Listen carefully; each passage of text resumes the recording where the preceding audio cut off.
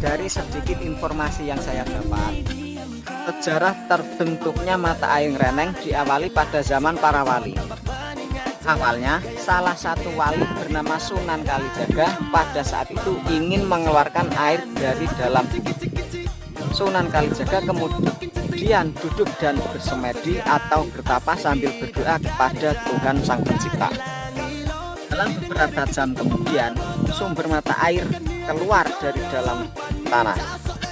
Maka dari itu, setiap 1 tahun sekali dalam acara bersih desa atau rasulan, wajib diadakan tari tayub sebagai upacara adat dari dusun Mediutah, karena tari tayub merupakan kesukaan dari Sunan Kalijaga.